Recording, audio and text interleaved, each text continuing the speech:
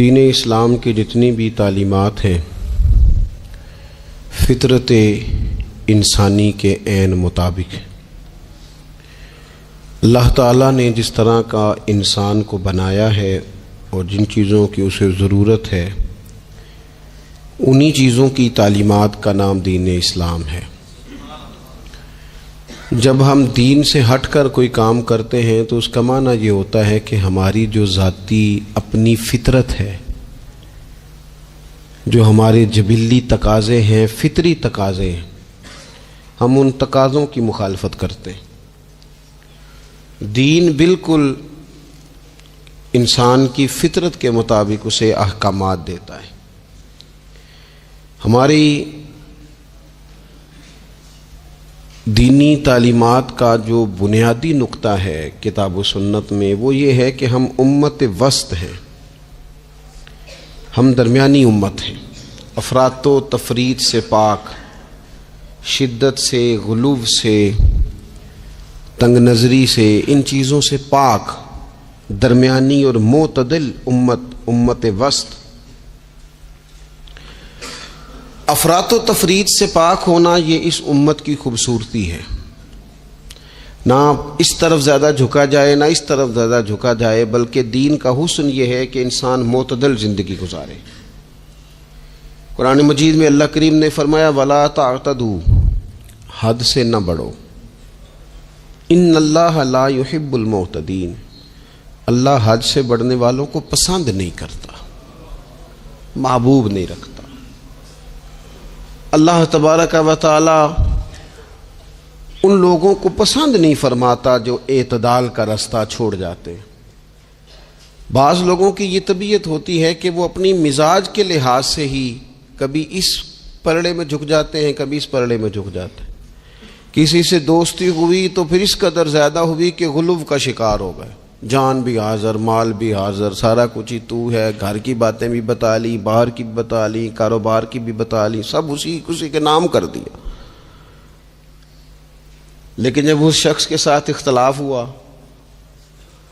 تو پھر دوست تو دور کی بات، اسے انسان ماننے سے بھی معاذ اللہ انکاری ہو گئے۔ تو یہ شدت ہے، یہ تناؤ ہے مزاج کا، اس سے انسان کا اخلاقی حسن ضائع ہوتا ہے، اس سے جو انسان کی انسانی خوبصورتی ہے وہ چلی جاتی ہے۔ وہ کسی نے کہا تھا کہ تعلقات جب حد سے گزر جائیں تو غم ملتے ہیں، اس لیے ہم ہر شخص سے کم ملتے ہیں۔ ہم کوشش کرتے ہیں کہ معتدل رہیں، زیادہ آگے بڑھنا ہی نہ پڑے۔ نبی پاک صلی اللہ تعالی علیہ وآلہ وسلم نے ہمیں معتدل دین دیا ہے، اعتدال والا، درمیانہ، اور فرمایا بہترین رستہ درمیانہ رستہ ہے۔ اور نبی پاک علیہ الصلوۃ والسلام نے فرمایا جو درمیانی چال چلتا ہے وہ کبھی تنگ نہیں ہوتا، جو اعتدال کا رستہ اختیار کرتا ہے تکلیف میں نہیں آتا۔ معتدل چلنے والے لوگ جو ہوتے ہیں ان کا بیلنس ہمیشہ ٹھیک رہتا ہے، ان بیلنس نہیں ہوتے۔ تو معتدل زندگی گزاریں، اعتدال پسند بنیں، چیزوں میں شدت نہ لائیں۔ نبی پاک علیہ الصلوۃ والسلام نے فرمایا دین میں بھی غلو نہ کرو، فرمایا تم سے پہلے لوگ غلو کی وجہ سے ہلاک ہو گئے۔ کچھ لوگ غلو کرتے ہیں، چھوڑ دیا جی میں نے سارا کچھ، میرا کوئی تعلق نہیں جی، میں نے نہیں بیاہ کرانا، میرا شادی سے کیا لینا دینا، میں نے گھر چھوڑ دیا جی، اب میں نے بس تسبیحاں ڈال لی ہیں گلے میں جی، میں اب بس مسجد میں ہی ہوں جی، میں فلانی جگہ۔ دین تو اس کو پسند ہی نہیں کرتا، یہ تو حقوق سے بھاگنے والی بات ہے، شریعت تو اس کو سپورٹ ہی نہیں کرتی۔ اور میں نہ جناب چھوڑ دیا جی میں کچھ نہیں کھاتا جی، بس میں تو روزہ رکھتا ہوں، ہر روز ساری رات اللہ اللہ کرتا ہوں، اس کو پسند نہیں کرتا دین اسلام۔ آپ کو معتدل رہنے کا کہا گیا ہے۔ وہ جو رہبانیت اختیار کر لی تھی یہودیوں نے، عیسائیوں نے، غاروں میں چلے گئے، نکل گئے جنگلوں میں، تو حضور نے فرمایا میرے دین میں کوئی رہبانیت نہیں ہے۔ دین تو کہتا ہے کہ آپ روٹین کے کام کریں، روٹین کے، اور روٹین کے کام ہی صحیح کر کے کریں، اسی میں آپ کو اللہ کی رضا نصیب ہو جائے گی۔ لیکن حضور نے فرمایا جو محنت کر کے روزی کمانے والا اللہ کا دوست ہے، سچا تاجر جو ہوگا اسے اللہ قیامت کے دن نبیوں کے ساتھ جگہ عطا فرمائے گا۔ تو نبی پاک علیہ الصلوۃ والسلام نے تو سپورٹ کر دی، فرمایا جو تو کام کر رہا ہے یہی کرتے کرتے تجھے اللہ کا قرب نصیب ہو جائے، اسی کو صحیح کر کے کر۔ یہ جو غلو ہے، یہ جو شدت پسندی ہے، اسے منع کیا۔ نبی پاک علیہ الصلوۃ والسلام کے گھر میں 3 صحابہ کرام علیہم رضوان تشریف لے گئے۔ انہوں نے جا کے نبی پاک علیہ الصلوۃ والسلام کی عبادت کا حال پوچھا۔ چند صحابہ گئے تو ازواج مطہرات نے ارشاد فرمایا کہ محبوب گھر تشریف لاتے ہیں، کچھ وقت آرام کرتے ہیں، کچھ وقت ہمیں دیتے ہیں، کچھ وقت عبادت میں گزارتے ہیں۔ اب وہ تو گئے تھے جا کے یہ معلومات کریں گے اوہو کہ سرور کائنات تو ساری رات اپنے رب کو یاد کرتے ہیں۔ ہمارے ہاں بھی لوگ پیری مریدی کے سلسلے میں جب کہیں جاتے ہیں تو ان کا خیال ہوتا ہے کہ جو پیر صاحب ہوتے ہیں نا جی، نہ وہ روٹی کھائیں، نہ ان کے ہاتھ میں موبائل نظر آئے، نہ وہ ہنسیں، نہ انہوں نے اچھے کپڑے پہنے ہوئے ہوں، بالکل ایک فقیر آدمی، اور جب بھی ہم جائیں نا وہ تھوڑی، اور لوگ کرتے بھی ہیں یہ کام اللہ ماشاء اللہ، لوگوں کو دکھانے کے لیے وقتی طور پر بعض جگہوں پہ یہ سلسلہ ہوتا بھی ہے، لیکن یہ وہ نارمل زندگی نہیں جو ہمیں رسول پاک نے سکھائی ہے، یہ وہ دین نہیں کہ آپ بالکل کٹ گئے اور آپ حیرت انگیز بات کر رہے ہیں اور آپ جناب بالکل دنیا کا آپ سے کوئی تعلق ہی نہیں ہے۔ یہ تو رہبانیت ہے اور اسلام اس کو قبول نہیں کرتا۔ وہ صحابہ کرام علیہم رضوان نے نبی پاک علیہ السلام کے احوال شریفہ سنے تو وہ کہنے لگے کہ نبی پاک کے صدقے تو اللہ اگلے پچھلوں کو معاف کرے گا، حضور تو محبوب ہیں۔ یہ سن کے اب انہوں نے اپنے دل میں جو ارادہ کیا، کہنے لگے محبوب تو وراء الورا ہیں، لیکن ہم چونکہ گناہگار لوگ ہیں، عام آدمی ہیں، ہم اس طرح کریں گے کہ ہم ساری رات اللہ کی عبادت کریں گے۔ حضور تو محبوب ہے نا، چلو کچھ دیر آرام بھی کرتے ہیں، ہم ساری رات عبادت کریں۔ ایک نے کہا کہ بھائی میں تو ہر روز روزہ رکھا کروں گا نفلی۔ تیسرے نے کہا میں شادی نہیں کروں گا، میں ایسے ہی وقت گزاروں گا، تجرد کی زندگی گزاروں گا۔ رسول پاک علیہ السلام کو جب اس بات کی خبر پہنچی تو پتہ حضور نے تبصرہ کیا قربان جائیں، کیا انداز ہے گفتگو کا۔ محبوب فرمانے لگے یہ میں نے کیا سنا ہے کہ میں شادی نہیں کروں گا اور میں ہر روز روزہ رکھوں گا اور میں ساری رات ہی نفل پڑھوں گا، آرام ہی نہیں کروں گا۔ محبوب فرمانے لگے میں تم سب سے زیادہ اللہ کو جانتا ہوں اور میں تم سب سے زیادہ رب سے ڈرتا ہوں۔ حضور فرمانے لگے میں نے تو شادیاں بھی کی ہیں، میرے تو بچے بھی ہیں۔ حضور فرمانے لگے میں تو روزہ بھی رکھتا ہوں اور میں تو نفلی روزے چھوڑتا بھی ہوں۔ محبوب کریم علیہ الصلوۃ والسلام فرمانے لگے میں تو رات کو عبادت بھی کرتا ہوں اور آرام بھی کرتا ہوں۔ اللہ کے رسول صلی اللہ تعالی علیہ وسلم ارشاد فرماتے فرماتے بات کہاں تک لے گئے؟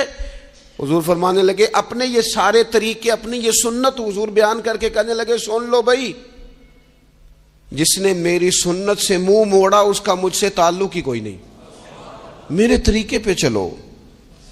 جو میں تمہارے لیے اسوہ چھوڑ کے جا رہا ہوں اس اسوے کو اپناؤ، اس طریقہ مبارکہ پر عمل کرو، اعتدال نہ چھوڑے کبھی بھی۔ غیر معتدل ہو جاتے ہیں لوگ، میں نے دیکھا ہے کہ وہ نا جب بندہ غیر معتدل ہو جاتا ہے تو چیزوں کا حسن ختم ہوتا ہے، اس کا وقار اٹھ جاتا ہے، اس میں تازگی نہیں رہتی، اس کے اندر وہ کیفیت نہیں رہتی۔ یہ دین کی بات ہے نا، تبلیغ ہے، یہ بھی حد سے زیادہ نہیں کرنی چاہیے۔ حضرت عبداللہ ابن مسعود رضی اللہ تعالیٰ عنہ سے لوگوں نے کہا تھا ہمارا دل کرتا ہے آپ روز واز کریں، روز تقریر کریں، ہم روز سنیں، تو آپ فرمانے لگے نہیں، ہفتے میں 3 دن بات کروں گا۔ اتنی بات کریں گے جو معتدل رہے، جو حد سے زیادہ نہ بڑھے۔ وہ ہمارے ہاں رواج ہے نا 2.5 گھنٹے کی تقریر کا، 3 گھنٹے کی تقریر کا، 4 گھنٹے کی تقریر کا۔ تو ہم سے لوگ کئی دفعہ کہتے ہیں اسی تے جے گل سمجھن لگے تو تسی ختم کر دیتی۔ تو میں نے کہا آپ شروع لیٹ ہوئے ہیں نا، ہم اللہ کے فضل سے پہلی بات سے شروع ہو گئے تھے، ہم نے وہ آدھا گھنٹہ تمہید پہ نہیں نہ لگایا۔ تجاوز نہ کریں چیزوں سے، اعتدال میں رہیں۔ دیکھیے اسلام ہمیں یہ کہتا ہے کہ تم کھانا کھاؤ، کلو وشربو، کھاؤ بھی پیو بھی، تمام جائز چیزیں کھانے کی اجازت ہے، لیکن نبی پاک علیہ السلام نے فرمایا کمر سیدھی رکھنے کے لیے کھاؤ، اور جب تمہارا بڑا جی چاہے نا پیٹ بھر کے کھانے کو تو کریم فرمانے لگے پھر بھی 3 حصے کرو کھانے کے، ایک حصے میں ہوا ہو، ایک میں پانی ہو اور ایک میں خوراک ہو۔ پھر بھی پیٹ بھر کے نہ کھاؤ، بلکہ اللہ کے رسول صلی اللہ تعالی علیہ وسلم فرمانے لگے کسی نے اتنا برا برتن بھرا ہی نہیں جتنا کسی نے اپنے پیٹ کو بھرا ہے۔ سب سے برا برتن تم نے بھرا۔ زیادہ کھائیں گے خواہشات زیادہ پیدا ہوں گی، زیادہ کھائیں گے نیند زیادہ آئے گی، زیادہ کھائیں گے غفلت زیادہ طاری ہوگی۔ لیکن کچھ لوگوں کا مقصد زندگی کھانا ہے، صبح کی پلاننگ الگ ہے، دوپہر کی الگ ہے، شام کی الگ ہے۔ آپ حیران رہیں گے کہ آپ اس ملک میں رہتے ہیں جس میں سب سے بہترین بزنس ہوٹل چلانے کا بزنس ہے۔ کھانے پینے کا کام کرو، یہ بھی بنا لو یہ بھی بنا لو، اچھا بھلا کھا پی کے اس کے بعد فاسٹ فوڈ کا آرڈر دے دیا جاتا ہے، اور کھانے کے بعد کتنی ساری چیزیں۔ اب تو یہ میں کچھ عرصے سے دیکھ رہا ہوں، اچھا بھلا کھانا کھاتے ہیں، اس کے بعد چائے کے ساتھ بسکٹ آ جاتے ہیں۔ میرا ایک غریب گھر سے تعلق ہے، ہم تو اس وقت چائے کے ساتھ بسکٹ کھاتے تھے، رس کھاتے تھے جب روٹی کوئی نہیں ہوتی تھی، یا روٹی کھانے کا پروگرام نہیں ہوتا تھا، کوئی پرہیز چلتی تھی۔ لیکن اب وہ لوازمات چائے کے ساتھ، اب تو لوگ چائے کا، اب جی آپ کا کھانا نہیں پکانا، چائے پکانی ہے تو چلو ٹھیک ہے، چائے پک گئی، اب وہ چائے پک رہی ہے، اس کے ساتھ جناب بھنا ہوا گوشت پڑا ہے، اس کے ساتھ پیزا آ گیا ہے، اس کے ساتھ فلانی چیز آ گئی، یہ کیا ہے جی؟ اچھا پھر وہ خواہش بھی ہوتی ہے بعض میزبانوں کی کہ اب یہ تعریف بھی کریں، وہ سارا کچھ رکھ کے تو ساتھ یہ بھی کہہ رہے ہوتے ہیں تو چونکہ روٹی ڈاک چھڑی سی، لہذا پھر ہم نے نا یہ سارا کچھ کیا ہے۔ یعنی وہ کہہ رہے ہوتے ہیں کہ مہمان اب یہ کہے کہ او ہو آپ نے تو بڑا تکلف کر دیا ہے، اس کی کیا ضرورت تھی۔ تو کئی مہمان میری طرح کے بڑے پکے ہوتے ہیں، جو روز کے مہمان ہوتے ہیں نا بڑے پکے ہوتے ہیں، وہ تعریف شریف کوئی نہیں کرتے، وہ صاف ہی بات کرتے ہیں کہ تسی ایک شے رکھ دے تے اسی بھی چج نال کھا لیندے۔ اب تو یہ چکھنے چکھانے کا ہی ماحول ہے، کوئی ایک رکھتے یا ہماری مرضی کی رکھتے یا پوچھ لیتے کہ اس ٹائم روٹی کھانی ہے تو چلو ہم کھاتے۔ یہ لوازمات ہیں، یہ تکلفات ہیں، اس میں گھر والے بھی تکلیف میں، پیسہ بھی بعضوں کا ضائع۔ آپ کھانے کے لیے زندہ نہ رہیں، زندہ رہنے کے لیے کھانا کھائیں، اپنی طبیعت میں بوجھ نہ بنائیں کسی قسم کا۔ نبی پاک صلی اللہ تعالی علیہ وسلم نے مومن کی شان پتہ کیا بیان کی؟ فرمایا کافر اور منافق 7 آنتوں سے کھاتا ہے اور مومن 1 سے کھاتا ہے۔ اتنا فرق ہے کافر منافق کے کھانے میں اور مسلمان کے کھانے میں۔ 6 گنا کم روٹی کھاتا ہے مسلمان، 6 گنا کم۔ حضرت عمر فاروق ملک کے شام میں حضرت ابو عبیدہ بن جراح سے ملنے کے لیے گئے تو کہنے لگے اتنی دور سے آیا ہوں، سپہ سالار روٹی تو کھلا۔ تو انہوں نے اپنے بیگ سے رات کا خشک ٹکڑا کھانے کا نکالا اور پانی کا پیالہ دے کے کہنے لگے عمر یہ لو کھا لو۔ تو حضرت فاروق اعظم کہنے لگے یہی وہ مزیدار روٹی تھی جس کے لیے میں تیرے پاس آیا تھا، یہی وہ کھانا تھا، میں تلاش کر رہا تھا کہ یہ تمہیں ملے گا۔ کدھر گئے وہ لوگ جو رات کے کھانے میں فریج بھی نہیں ہوتی تھی، رات کے کھانے میں تھوڑا پانی ڈال دیا اماں نے، اس کو 3-4 دفعہ ابال لیا، رات کی روٹیوں میں تھوڑا سا پانی اور تھوڑا سا گھی، پورا گھی نہیں، تھوڑا سا پانی اور تھوڑا سا گھی، اور ساتھ دادی نانی یہ بھی کہہ رہی ہے کہ یہ پانی سے ذرا نرم ہو جائے گی روٹی، اور پھر وہ کھانا کھایا جا رہا ہے۔ اس کے اندر نہ تو ڈاکٹر آپ کو یہ کہہ رہا ہے کہ یہ نقصان کا باعث ہے، نہ معدے پہ بوجھ بن رہا ہے، نہ اس کے لیے پھر بھائیوں کو جا کے پردیس کاٹنا پڑ رہا ہے، نہ باپ کو کئی قسم کی نوکریاں کرنی پڑ رہی ہیں، اعتدال میں گھر کے اندر ہی سارا کچھ مینج ہے۔ یہ وہ حسن ہے جو اسلام کہتا ہے تم غیر معتدل ہو گئے، تم حد سے بڑھ گئے، تم نے زندگی ساری کھانے پینے پہ لگا دی۔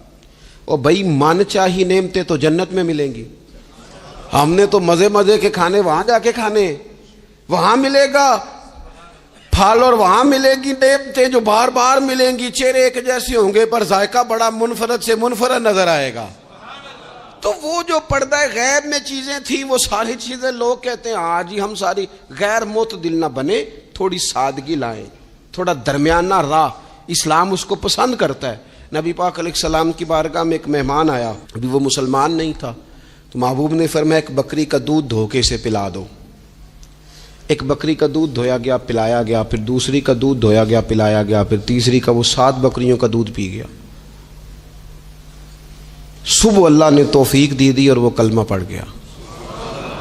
اب نبی پاک علیہ السلام نے فرمایا اسے بکری کا دودھ دھو کے پلاؤ. ایک بکری کا دودھ پیا, دوسری کا پی نہ سکا, رات 7 کا پی گیا تھا. تو میرے کریم فرمانے لگے یہ مومن اور کافر کا فرق ہے. جب تک یہ حالت کفر میں تھا 7 بکریوں کا دودھ پی گیا, اب یہ مومن ہوا ہے تو اللہ تبارک و تعالی نے ایک دودھ کے ساتھ ہی اسے سیر فرما دیا ہے.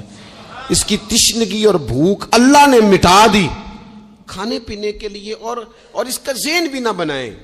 میں جانتا ہوں جن گھروں میں بچے اس مزاج کے ہو جاتے ہیں, اس طبیعت کے ہو جاتے ہیں کہ آج یہ کھانا ہے, کل وہ کھانا ہے, پرسوں وہ کھانا ہے, وہ پھر کھانے پینے میں سارا وقت گزرتا ہے.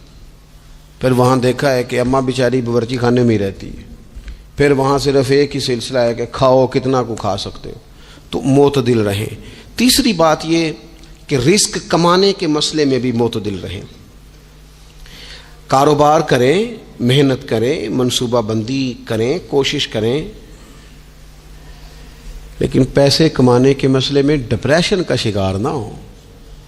یعنی اس کو نہ جینے مرنے کا مسئلہ نہ بنائیں کہ اگر 1 مہینہ کاروبار صحیح چمکا ہے تو صحت بھی ٹھیک رہی ہے, اور اگلے مہینے اگر تھوڑے حالات خراب ہوئے ہیں تو بلڈ پریشر بھی کافی اوپر نیچے ہو گیا ہے. اس کو نفسیاتی مسئلہ نہ بنائیں. پہلے بھی کئی دفعہ کہہ چکا ہوں, پھر کہتا ہوں, 2-4-5 دوستوں سے پیار ہے تو 2-4 دفعہ انہی دنوں میں نا, سال کے بعد آ کے مجھے کچھ دن آتے ہیں نا کاروبار پہ, انہی دنوں میں آ کے انہوں نے مجھ سے کہا, دور سے آئے, کہا جناب ہم کاروباری بندے, حالات ٹھیک نہیں, کوئی دعا بتائیں. تو میں نے کہا جن دنوں ٹھیک ہوتے ہیں ان دنوں کیوں نہیں آتے؟ کیا آج کل حالات بڑے اچھے ہیں, کچھ شکر کا طریقہ بتائیں, کیوں نہیں آتے؟ کیا فلسفہ ہم نے اختیار کر لیا ہے؟ رزق کا وعدہ اللہ کا ہے, اس کو کمانے میں اور پیسے کمانے میں محنت کرنے کا حکم دیا گیا ہے. نبی پاک علیہ الصلوۃ والسلام نے فرمایا جد و جہد کرو, نکلو, اللہ پہ بھروسہ کر کے نکلو. جس طرح وہ پرندوں کو روزی دیتا تمہیں بھی دے گا, لیکن اس میں نفسیاتی مسئلہ نہ بنایا جائے, نفسیاتی نہ بنایا جائے.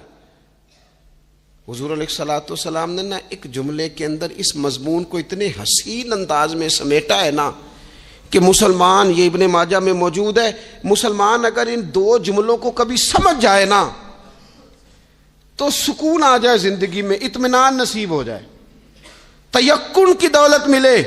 حضور فرمانے لگے رزق کمانے کے معاملے میں معتدل رہنا.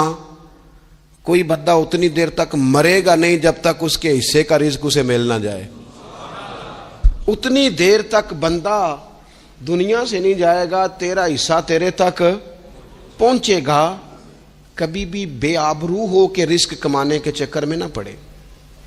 کبھی بھی ذہن پہ سوار نہ کر لیں کہ میرا کام نہیں چل رہا. کبھی بھی اس طرح کی طبیعت نہ بنائیں. میں تھوڑی دیر پہلے عرض کر رہا تھا کہ ایک بزرگ نے نا 2 کنجوس لوگوں کو پہلے بلایا, کنجوس آدمی تھے اللہ ماشاء اللہ. تو ان کے سامنے کھانا رکھا, کھانا بڑا بہترین اعلیٰ کوالٹی کا, لیکن ان سے کہا کہ جناب ہم نے نا ایک سبق لینا ہے آپ سے, تو کھانا تو آپ کو ملے گا اور آپ کی مرضی کا پکایا ہے, پر کھانے کا طریقہ ہمارا ہے. انہوں نے کیا کیا, یہاں سے رکھ کے نا ان کے ہاتھ باندھ دیے. وہ پرانے زمانے میں جو جراح ہوتے تھے بازو ٹوٹ جاتا تھا تو باندھتے تھے نا لکڑیاں رکھ کے, تو لکڑیاں رکھ کے نا ہاتھ باندھ دیے تاکہ یہ جوڑ موڑ نہ سکے. تو یہاں سے ہاتھ باندھ دیے کہ روٹی کھاؤ. کنجوس بندے تھے. اب انہوں نے لقمہ اٹھایا, ہاتھ بندھا ہوا, اور یہاں سے لے جا کے جب منہ میں پھینکا, وہ کپڑے بھی سارے الجھ گئے, حال بھی خراب ہو گیا, پر کھایا انہوں نے مزہ لے کے پورا. وہ بڑی بری حالت ہو گئی. وہ کنجوس تھے دونوں کو دسترخوان پہ روٹی کھائی جا رہی. اب ان دونوں کو سمجھانے کے لیے کہا کہ اب ہم تمہیں 2 اور لوگوں سے بھی ملواتے ہیں. اب 2 وہ بندے بلائے جو دل کے سخی تھے, جو رزق کے معاملے میں اس کا زیادہ حریص نہیں تھے. ان کی بھوک جو تھی وہ کہیں دور تک دکھائی نہیں دے رہی تھی. انہوں نے کہا جناب ادھر آئیں آپ دونوں بھی. ان کے بھی ہاتھ باندھ دیے گئے. کہا آپ نے روٹی کھانی ہے, آپ نفیس لوگ ہیں, ناراض نہ ہوئیے گا, سخی بندے ہیں, پر کھانا آپ نے کھانا ہے, اور ہماری مجبوری ہے, ہم نے آپ کے ہاتھ باندھ کے روٹی دینی ہے آپ کو. وہ 2 بندے بھی آمنے سامنے بٹھا دیے گئے, کھانا چن دیا گیا, ہاتھ یہاں سے باندھ دیے گئے, لیکن وہ سخی تھے. انہوں نے کہا جناب کوئی مسئلہ نہیں، اللہ تعالیٰ توفیق دے گا۔ انہوں نے کیا کیا، وہ لقمہ لگاتے اور ایک دوسرے کے منہ میں ڈالنا شروع کر دیتے، کھانا بھی کھا لیا، کپڑے بھی بچ گئے، نفاست بھی قائم رہ گئی، اور کسی قسم کی کوئی پریشانی آئی۔ کام خاصا مشکل ہے کسی کے منہ میں لقمہ دینا، یہ کام بڑا مشکل ہے، یعنی کھانا آ جائے، پک جائے، پاس پہنچ جائے، اور پھر اسے توڑ کے بنا کے اتنی محنت کر کے دے کسی کے منہ میں دینا۔ لیکن یہ دے کے دیکھو کپڑے بچ جائیں گے انشاءاللہ، نفاست نظر آئے گی، حسن نظر آئے گا، خوبصورتی نظر آئے گی، اس میں لطافت محسوس ہوگی، اس میں لگے گا کہ یہ بندہ ایسا ہے جسے اللہ تعالیٰ نے اپنے فضل سے عطا فرمایا ہے۔ تو غیر معتدل طریقہ بندے کو رسوا کر دیتا ہے، رسوا کر دیتا ہے۔ وہ مال کمانے تو نکلتا ہے لیکن وہ کمزور ہو جاتا ہے، اس کا مزاج اور طرح کا ہو جاتا ہے۔ میں نے دیکھا ہے، وہ جناب ساری دنیا چھٹی پہ ہے لیکن اس نے کہا چلو آج میں دکان کھول لیتا ہوں، گاہک کہیں بھی نہیں آئے گا تو چلو سارے آج مجھے مل جائیں گے۔ ایسا نہیں ہوتا، رزق اللہ نے تقسیم فرمایا ہے، اور جس کا ہے وہ اس تک پہنچ جاتا ہے۔ تو غیر معتدل طریقہ اور رسوائی والا طریقہ کبھی بھی اختیار۔ اسی طرح کا معاملہ سخاوت میں ہے۔ نبی پاک علیہ الصلوۃ والسلام نے فرمایا کہ جب صبح دن چڑھتا ہے تو فرشتے دعا کرتے ہیں، کہتے ہیں یا اللہ سخی کو زیادہ عطا فرما، اسے زیادہ دے۔ حضور فرماتے ہیں جو سخی ہوتا ہے نا، یہ لوگوں کے بھی قریب ہوتا ہے، اللہ تعالیٰ کے بھی قریب ہوتا ہے، اور جنت کے بھی قریب ہوتا ہے۔ اور یہ جو کنجوس ہوتا ہے یہ لوگوں سے بھی دور ہوتا ہے، اللہ تعالیٰ سے بھی دور ہو جاتا ہے، جنت سے بھی دور ہو جاتا ہے۔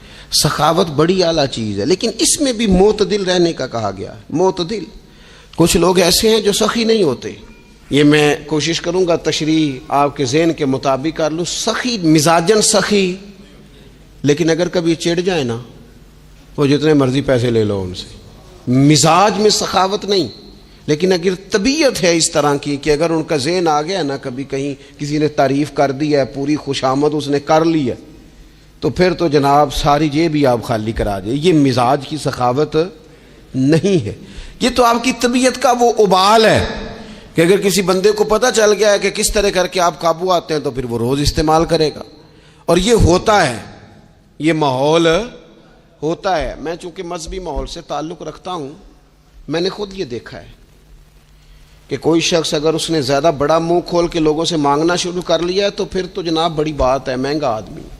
اور اگر کوئی اپنی وفاداری قائم رکھتا ہے، خوشامد نہیں کر سکتا، اس کی طبیعت نہیں ہے کہ وہ 20-50 لوگوں کی خوشامد کرے، 10 کو حاجی صاحب کہے، 20 کو عاشق رسول کہے، اور 30-35 کو کہے جناب بڑی بات ہے، ہم نے تو بڑا دیکھا ہے، آپ تو بڑے بہترین لوگ ہیں۔ تو پھر جناب وہ اگر یہ کام اسے کرنا آتا ہے تو پھر اس کا مطلب ہے اسے دہاڑی بھی اچھی لگانی آتی، پھر اس کی آواز کا بھی زیادہ سریلا ہونا ضروری نہیں، پھر اللہ تعالیٰ معاف فرمائے، پھر بس ٹھیک ہے، اب میں کیا اس پر تبصرہ کروں، پھر تو ہم دیکھ رہے ہوتے ہیں جس کو وہ عاشق رسول کہہ رہے ہوتے ہیں نا۔ اور ایسی خطرناک، میرے سامنے ایک نعت خواہ ایک صاحب سے کہنے لگا، نعت حضور کی پڑھی جا رہی ہے۔ کبھی شعراء ایک کام کرتے تھے، وہ کہتے تھے شعر تیری نظر ہے، وہ غزل کا شعر ہے یا کوئی ایسا شعر ہے، لیکن ایک شعر ہے نعت کا، اس میں تو حضور کی تعریف ہے، نبی پاک کی تعریف کا شعر کسی بندے کی نظر کیسے ہو سکتا ہے جب اس میں ذکر ہی رسول پاک کا ہے؟ تو وہ نعت خان صاحب کہنے لگے، بندہ سامنے بیٹھا ہے، تھوڑا بہت میں بھی اسے جانتا ہی تھا، تو اسے کہنے لگے حاجی صاحب یہ شعر تہاڈی نظر ہے۔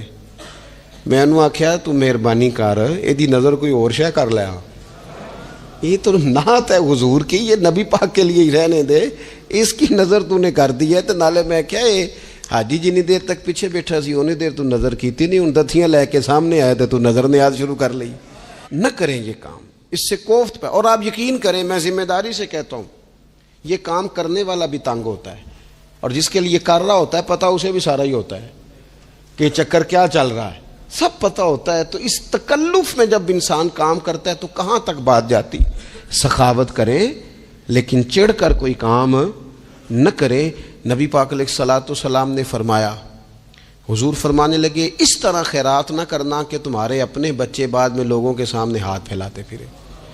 حضرت سعد بن ابی وقاص رضی اللہ تعالیٰ عنہ نے عرض کیا تھا، یا رسول اللہ صلی اللہ تعالیٰ علیہ وسلم میں سارا مال اللہ کی راہ میں خیرات کرنا چاہتا ہوں، میری ایک ہی بیٹی ہے، میں چاہتا ہوں سارا اللہ کے راستے میں دے دوں۔ تو حضور فرمانے لگے نہیں بھائی تو چوتھا حصہ دے، 3 حصے اپنی بچی کے لیے، بیویوں کے لیے، باقیوں کے لیے رکھ لے، لیکن تو یہ کام نہ کر۔ تو میرے عزیز زندگی میں خرچ کرنے میں بھی اعتدال کا مظاہرہ کریں۔ مجھے پتہ ہے اچھی طرح کہ ہمارے ہاں ایک مزاج بن جاتا ہے، طبیعت بن جاتی ہے کہ اگر کسی شخص کو آپ تھوڑی سی مدد کرتے ہیں تو وہ سمجھتا ہے کہ اگر اس نے مجھے 20,000 دیا ہے تو یقیناً اس کے گھر میں 50 لاکھ پڑا ہے، وہ پھر اگلے ہفتے دوبارہ آتا ہے، ایک نئی مجبوری کا بھی اظہار کرتا ہے۔ یہ ساری چیزیں ہوتی ہیں، ان چیزوں کے بیچ ہی آپ کو نیکی کرنی ہے، لیکن افراط و تفریط سے بچنا ہے۔ اسی طرح کا معاملہ اپنی زندگی کے دیگر معاملات میں کریں۔ نبی پاک علیہ الصلوۃ والسلام نے نا سادگی کو پسند کیا ہے، حضور سادگی کو پسند کرتے، کھانے کے معاملے میں بھی اور کپڑوں کے معاملے میں بھی، لیکن اچھا لباس پہننے کی اجازت دیتے۔ حضور علیہ الصلوۃ والسلام نے ایک موقع پر ارشاد فرمایا کہ اگر کسی بندے کے پاس گنجائش ہے تو اسے اجازت ہے کہ 2 جوڑے کپڑوں کے کام کاج کے لیے رکھ لے، 2 جوڑے جمعے کے لیے رکھ لے۔ اور نبی پاک صلی اللہ تعالی علیہ وسلم نے ایک شخص کو دیکھا جو مالدار تھا، لیکن اس کے کپڑے پھٹے پرانے تھے، لباس پرا گندا تھا، بال بکھرے ہوئے تھے۔ تو اللہ کے محبوب علیہ السلام نے فرمایا تیرے اوپر اللہ کا فضل ہے، اور رب جب فضل کرے تو پھر اللہ فضل دیکھنا پسند بھی فرماتا ہے۔ فرمایا تو اچھا لباس پہن، حرج کوئی نہیں، لیکن اپنا رسول پاک علیہ السلام کا طریقہ مبارکہ یہی تھا کہ سیدہ عائشہ صدیقہ فرماتی ہیں کہ یہ وہ لنگی مبارک ہے اور یہ وہ پیوند والا کرتا مبارک ہے، اسی میں محبوب نے اپنی جان اپنے رب کریم کی بارگاہ میں پیش کر دی۔ اور فرماتی ہیں کتنے کتنے دن گزرے کہ رسول پاک علیہ الصلوۃ والسلام نے کھانا تناول نہیں فرمایا، کتنے کتنے دن گزرے۔ میں اس ساری بات کو اگر سمیٹوں نا تو میں یہ نوجوان اگر میری بات پر غور کریں تو اسلام کہتا ہے حضور خود کنگھی بھی فرماتے تھے، تیل بھی لگاتے تھے، امامہ بھی باندھتے تھے، سرما بھی پہنتے تھے، سادہ لباس پہنتے تھے لیکن صاف ستھرا۔ اسلام آرائش کی اجازت دیتا ہے، زینت کی اجازت دیتا ہے۔ آپ کنگا کریں، تیل لگائیں، خوشبو لگائیں، سرما لگائیں، صاف لباس پہنے، کپڑے دھلے ہوئے پہنے۔ حضور نے حکمن کہا، تاکیدن کہا کہ جمعے والے دن نہا کے مسجد میں آیا کرو۔ اسلام آرائش کی اجازت دیتا ہے، بس نمائش سے منع کرتا ہے۔ دکھاوا نہ کرو، نمائش نہ کرو۔ یہ نہ کہو کہ میں نے اتنے لاکھ کا پہننا ہے، ذرا لگ پتہ جائے لوگوں کو۔ یہ نہ مزاج بناؤ کہ اوہو یہ تو میں نے جناب پچھلے ہفتے بھی پہنا تھا، یہ تو میں نے منگنی والے دن بھی پہنا تھا، نکاح والے۔ یہ نمائش ہے، نمائش سے اسلام منع کرتا ہے۔ اللہ کے پیارے رسول صلی اللہ تعالی علیہ وسلم نے فرمایا جس نے دنیا میں شہرت کا لباس پہنا، اس طرح کا لباس پہننا چاہا، اس طرح کے کپڑے زیب تن کرنا چاہے جس سے محسوس ہو کہ میں ایک بڑا آدمی ہوں، میں مالدار آدمی، جس نے دنیا کے اندر شہرت کا لباس پہنا، اللہ قیامت کے دن اسے ذلت کا لباس پہنائے گا۔ یہ معتدل کیوں نہیں رہا؟ اس نے کیوں حد سے تجاوز کیا؟ اس کو اس طرح نہیں کرنا چاہیے تھا۔ رسول رحمت صلی اللہ تعالی علیہ وآلہ وسلم نے ہمیں جس چیز کی اجازت دی ہے وہ کام ہم کر سکتے ہیں، اور جس سے نبی پاک علیہ الصلوۃ والسلام نے ہمیں روکا ہے اس کام سے ہم نے بچنا ہے۔ ایک اور بات بھی خاص اور بالخصوص نوجوانوں سے کرنی ہے، وہ خاص جس طرح کھانے پینے میں معتدل رہیں، کمائی کرنے میں معتدل رہیں، خرچ کرنے میں اعتدال کا مظاہرہ کریں، لباس میں اعتدال کا مظاہرہ کریں، اسی طرح نا یہ آرام کرنے میں بھی ذرا معتدل رہیں۔ بہت زیادہ آرام کرنے لگ گئی ہے نئی نسل۔ آپ ضرورت سے زیادہ بھی سو لیں تو تھکاوٹ بڑھ جاتی ہے۔ اگر انسان اتنا ہی آرام کرے نا جتنا اس کی طبیعت کے لیے ضروری ہے تو اس میں طبیعت فریش رہے گی۔ لیکن اگر آپ کہیں، وہ ایک دوست ہیں ہمارے، تو ان کو جب تک کوئی اٹھائے نہ تو اٹھتے نہیں، تو گھر والوں نے ایک دن ارادہ کیا کہ آج صبح نہیں اٹھانا، دیکھتے ہیں کتنے بجے اٹھتا ہے، ماشاءاللہ شادی شدہ ہیں، بچے ہیں، تو کہنے لگے جی پھر اللہ کے فضل سے میں 2 بجے خود ہی اٹھ گیا تھا۔